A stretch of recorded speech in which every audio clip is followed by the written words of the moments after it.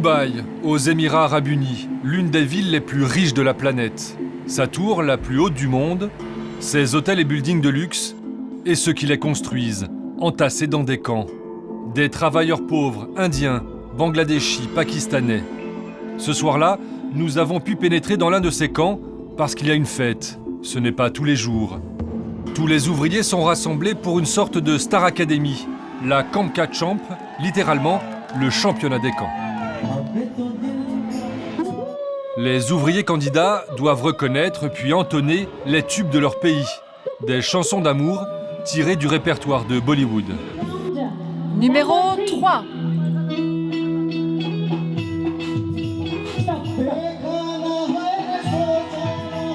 Lui s'appelle Kushal, c'est un Népalais de 23 ans, il est en demi-finale du concours. Il a déjà remporté le prix l'année dernière et les 7 000 € de récompense, une fortune, l'équivalent de 2 ans de salaire. Et cette année, il y a un petit bonus, l'enregistrement d'un CD en solo pour le vainqueur. Mais pour ça, il faut quand même savoir un peu chanter. Oh là là, merci beaucoup. Kushal, lui, se qualifie sans problème. Score 650 points pour Kushal. Bravo, il ira à la grande finale. Malheureusement, les autres talentueuses équipes sont éliminées. La compétition est financée par le leader mondial du transfert de fonds qui en profite pour faire du business. Tu veux un envoi express ? Chaque transfert d'argent coûte 5 €. Ils n'ont pas le choix, c'est comme ça qu'ils font vivre leur famille restée au pays. J'envoie de l'argent 2 ou 3 fois par mois, ça dépend de mon salaire. Dès que je suis payé, j'envoie de l'argent. L'année dernière, ils ont transféré plus de 26 milliards d'euros à la sueur de leur front.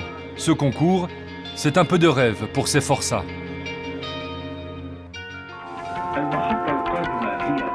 Au pied des luxueuses tours de verre, ils s'affairent sur les chantiers, 12 heures par jour, 6 jours sur 7, par des températures qui peuvent dépasser les 50 degrés. Ils sont ouvriers, jardiniers, terrassiers ou éboueurs et ne gagnent que 200 ou 300 € par mois. Ces travailleurs pauvres sont 4,5 millions ici. C'est la moitié de la population de ces richissimes Émirats. Leur travail terminé, ils repartent en bus vers leur camp d'hébergement. Des heures d'embouteillage pour rejoindre ce quartier aux portes du désert. C'est là que se concentrent la plupart des camps de Dubaï. Chaque bâtiment appartient à une grande entreprise et loge plusieurs milliers d'hommes.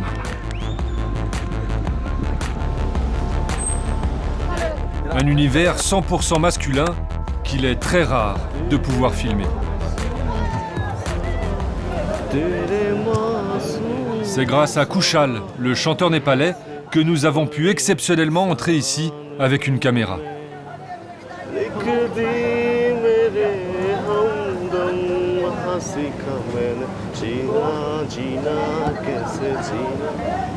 Des camps comme celui-là, il en existe des milliers aux Émirats. Kushal nous sert de guide. Voici notre énorme cuisine où tout le monde peut venir et faire à manger. 4000 hommes cohabitent ici. Cuisine, toilette, tout est collectif. Tout le monde travaille pour l'une des plus importantes sociétés de BTP des Émirats.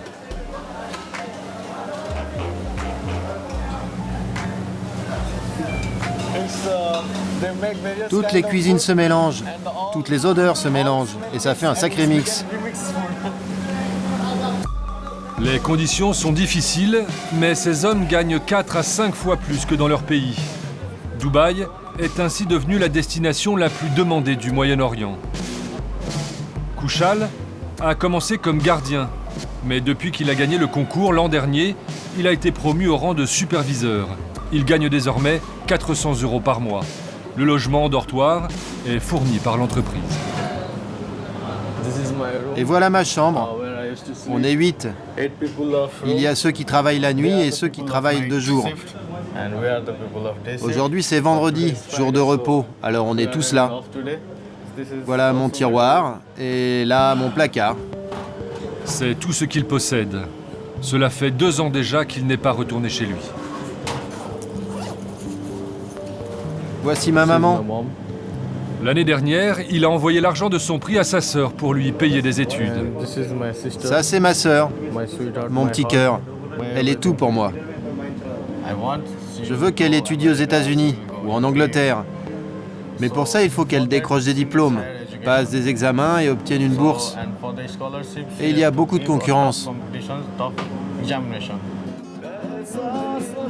Elle a encore besoin d'argent. Kushal veut absolument gagner le concours pour lui en envoyer plus. Nous sommes à quelques jours de la finale.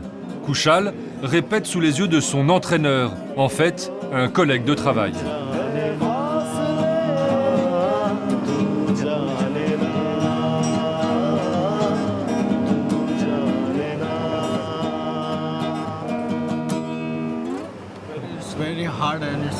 C'est super dur quand on a fini notre journée de travail de poursuivre notre passion, chanter et jouer de la guitare.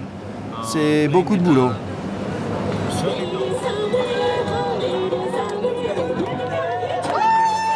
C'est le grand soir. Chaque candidat est venu accompagné de ses supporters qui se déchaînent à chaque fois que leur champion remporte des points. Moi, je viens du camp Émeraude, et c'est nous les meilleurs. Côté coulisses, les finalistes sont briefés une dernière fois. On cherche des talents, peu importe la chanson que vous avez choisie.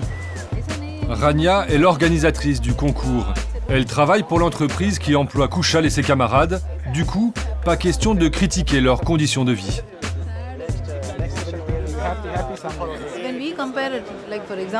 Si on compare, moi, je ne pourrais pas vivre ici, pour être honnête. Mais pour eux, c'est normal. Ils ne se plaignent jamais. Ils ne sont pas malheureux, au contraire. Ils sont contents que tout soit pris en charge par l'entreprise. C'est à toi. Ta place est à côté de l'orchestre. Kushal est stressé. Il doit battre un autre favori, un Indien de Calcutta. Mais tout commence bien.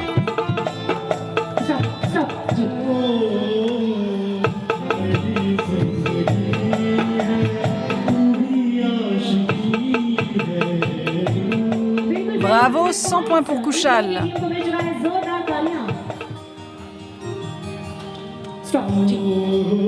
Mais il finit par faire une erreur.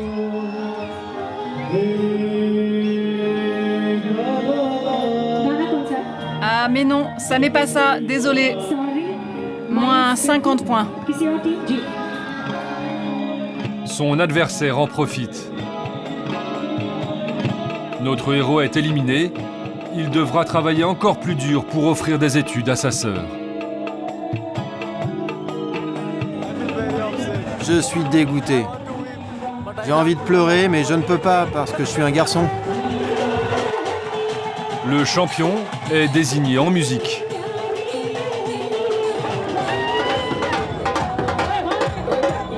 C'est un jeune nettoyeur de climatiseurs. Il repart avec l'énorme chèque de 7 000 €. La nuit sera longue dans son camp. Quelques heures de liesse pour oublier des conditions de travail parmi les plus dures au monde.